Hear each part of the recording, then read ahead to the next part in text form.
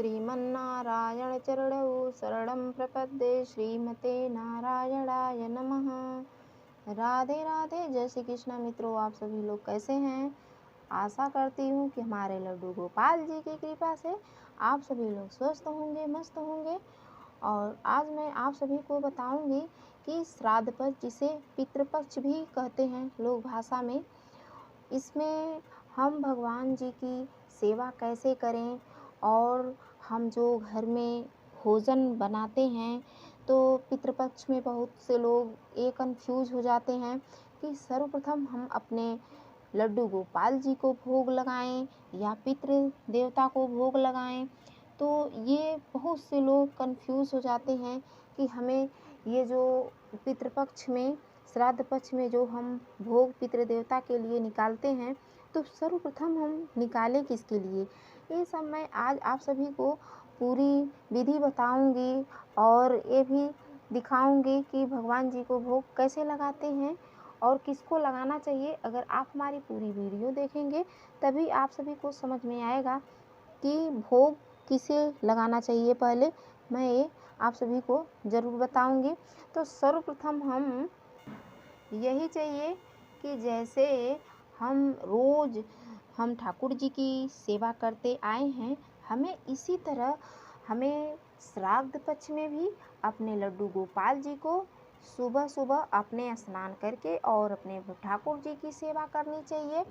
और भगवान जी को हम देखिए अपने कैसे सुबह सुबह उठ के स्नान करा लिए हैं, स्नान करा के इनके आसन पर ये विराजमान करा दिए हैं। और अब हम अपने गोपाल जी को भोग लगाएंगे। तो सर्वप्रथम हम भोग, क्योंकि हमारे कन्हैया जी को सबको पता है कि सबसे ज़्यादा इन्हें 56 भोग में अगर कोई भोग इन्हें सबसे ज़्यादा प्रिय है तो हमारे लाडले कन्हैया जी को माखन प्रिय है, माखन और मिश्री। तो हम अपने कान्हा को माखन मिश्री का सर्वप्रथम भोग लगाएंगे। इसके बाद हम मिष्ठान कोई और देंगे। तो सर्वप्रथम देखिए हम अपने कृष्ण लला को माखन का ये भोग है, ये देखिए भोग हम अपने कन्हैया को ही लगाएंगे। और इसमें तुलसी पत्र डालना न भूलें, क्योंकि हमारे कान्हा को बिना तुलसी जी के भोग नहीं लगता है। तो हम अपने कन्हैया जी को बड़े स्नेह से ऐसे ही भोग लगाना चाहिए। और कुछ हमें गुनगुनाना भी चाहिए, क्योंकि हमारे कन्हैया जी को भजन कीर्तन सुनने की बहुत सी आदत है। हम अपने कान्हा को गा गा के ही भोजन कराते हैं और भोग लगाते हैं अपने कान्हा जी को। पाओ पाओ प्रभु अब तो पाओ, उदासी आपको माखन खिला रही है। खाओ खाओ प्रभु अब तो खाओ। तो ऐसे ही अपने कृष्ण लला को ऐसे माखन खिलाना चाहिए। देखिए हम माखन इन्हें पवा लिए हैं और अब हम मीठा का भोग लगाएंगे। तो अपने कन्हैया को ये मीठा प्रसाद खिलाएंगे अपने कृष्ण लला को। तो ऐसे ही अपने कान्हा को मीठा का भोग लगाएं अपने कान्हा को। तो हमें पितृपक्ष में यही चाहिए कि जितना भी हम व्यंजन बनाएं, जितना भी हम भगवान जी को भोग लगाएं, उन सभी भोगों में से हमें अपने पितृ देवता के लिए एक दोने में करके हमें अवश्य ये प्रसाद देना चाहिए। क्योंकि हम रोज़ जैसे पूजा करते हैं वैसे ही हम बिल्कुल करेंगे पितृपक्ष में भी। तो अब हम मीठे और मक्खन का भोग लगा लिए हैं और अब हम अपने कृष्ण लल्ला को फल का भोग लगाएंगे, क्योंकि हम फल का नाश्ता देते हैं अपने कन्हैया को। तो नाश्ते में हम फल का भोग लगाएंगे। तो फल में कोई जो भी हमें मौसमी फल मिले, जो भी हमें ऋतु फल हो, हमें वही भोग लगाना चाहिए अपने लाला को। तो ये है मौसमी फल।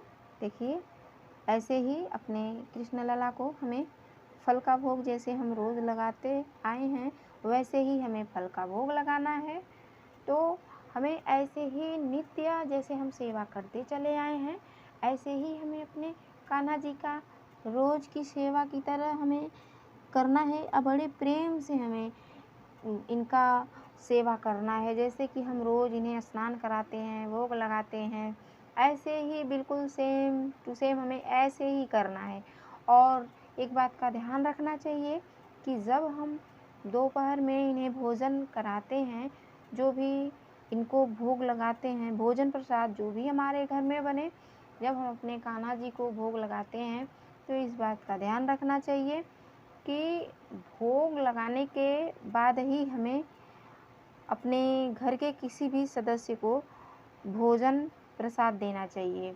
तो ऐसे ही हमें पहले भोग लगाना चाहिए। इसके बाद मैं बताऊंगी कि पितृ देवता को कब भोग लगाना है। जो भी आपके घर में भोजन प्रसाद बना हो उसी का हमें भोग लगाना चाहिए।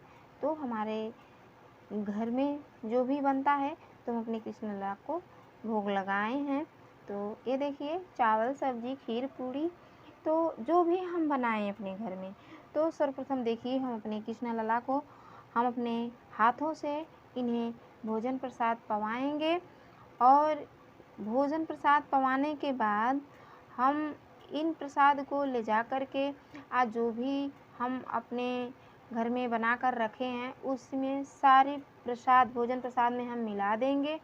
इसके बाद हमें पितृपक्ष में चाहिए कि किसी दोने में या प्लेट में करके हमें पितृ देवता को फिर निकालना चाहिए।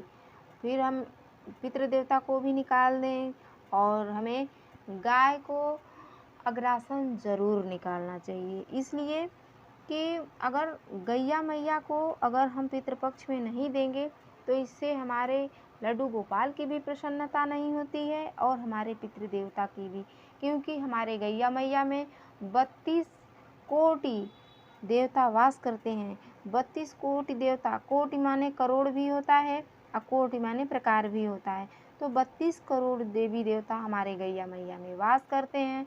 तो हमारे लड्डू गोपाल जी के जो सबसे प्रिय ये गैया मैया हैं, इनको ज़रूर हमें अग्रासन निकालना चाहिए।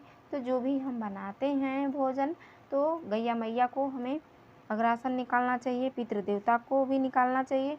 और जहाँ पे जैसे हम घर के बाहर रखें किसी पेड़ के छाँव में, तो हमें वहाँ पे जल भी किसी कुल्हड़ में करके रखना चाहिए।